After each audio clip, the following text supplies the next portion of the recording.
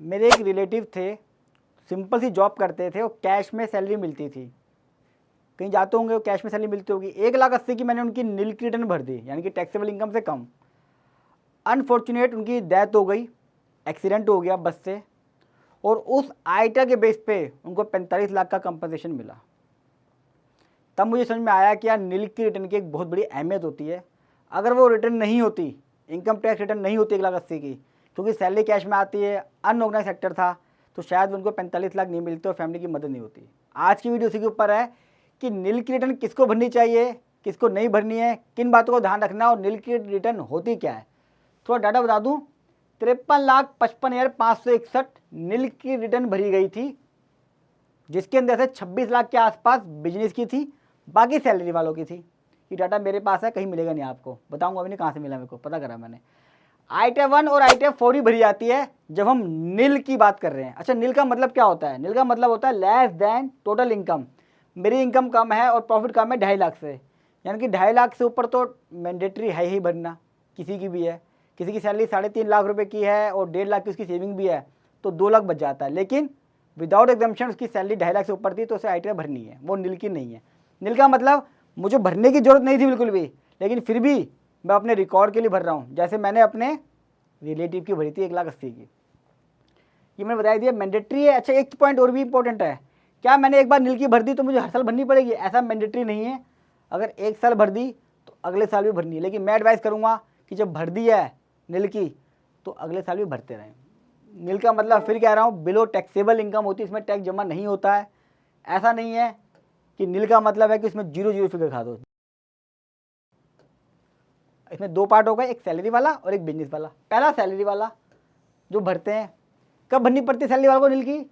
अगर salary cash में आ रही है, जैसे मेरे रिलेटिव के केस में आ रही थी, या उसके पास फॉर्म 16 कोई नहीं है, या उसका टीडीएस कटा हुआ है, वो रिफंड भी तो लेगा।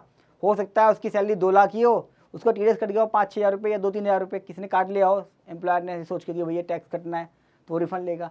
या अनऑर्गेनाइज सेक्टर्स में जॉब कर रहा है, ऐसी जगह जॉब कर रहा है जहाँ पे उसको कैश मिलता है, फॉर्म 16 नहीं मिलता। अब उसके बाद प्रूफ क्या होगा? उसे लोन लेना है, वीज़ा लेना है, कुछ सब्सिडी लेनी है, या ईडब्ल्यूएस कैटेगरी दिखानी है, तो उसके पास कुछ प्रूफ ही नहीं है, वो ये नहीं पता कि वो जॉब भी कर रहा है, तो आईटीआर नील भरेगा ताकि एक गवर्नमेंट प्रूफ हो जाए।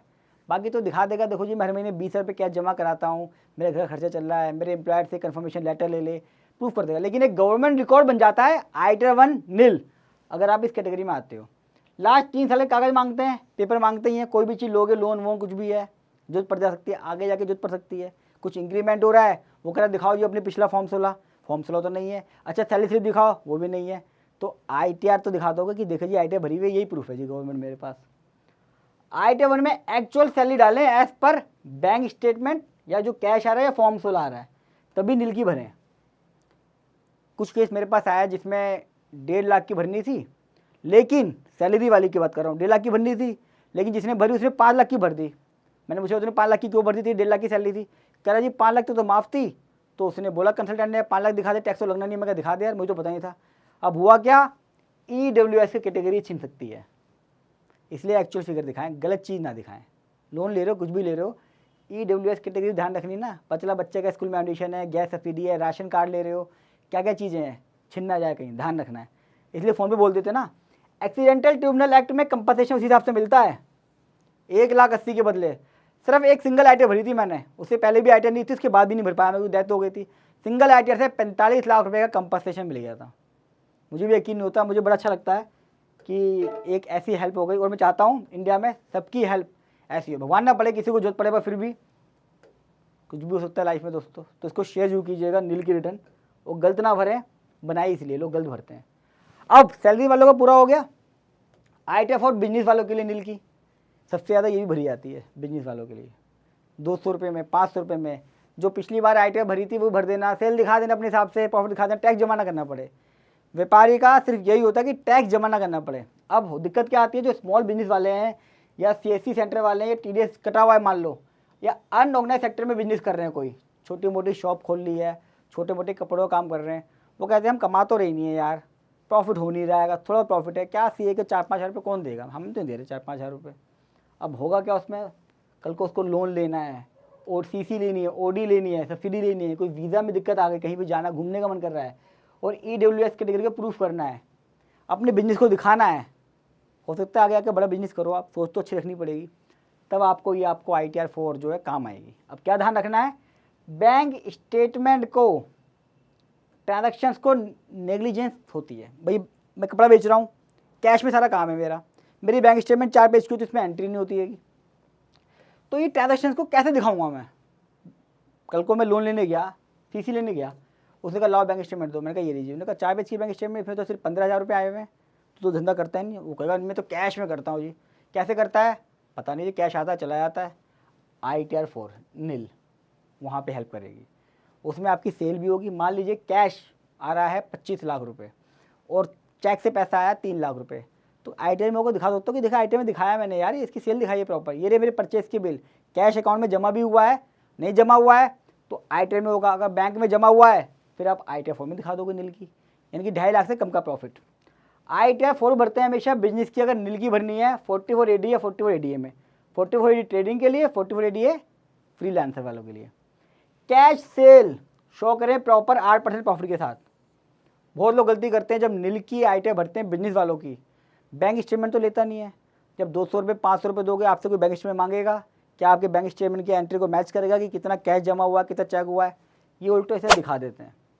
तो कोशिश करो, जो व्यापारी है या जो भी कंसल्टेंट वीडियो देख रहे हैं मेरी, टैक्स का काम करते हैं, वो व्यापारी को ही बोल दो कि 500 रुपये दे रहा, दे दे भैया, लेकिन तुमने कैलकुलेशन मुझे करके दे, ताकि गलत रिपोर्ट ना हो कम से कम। देखिए ड्यूटी है आपकी, भले पैसा कितना भी आ रहा हो, रिपोर्टिंग गलत नहीं होनी चाहिए, दिक्कत आती है बाद में। GST लिमिट का ध्यान रखें, मैंने वीडियो बनाई थी इसके ऊपर भी। नील की रिटर्न भरनी है, 2.5 लाख का प्रॉफिट तो दिखा दिया मैंने, लेकिन मैंने क्या करा, 41 लाख की सेल दिखा दी।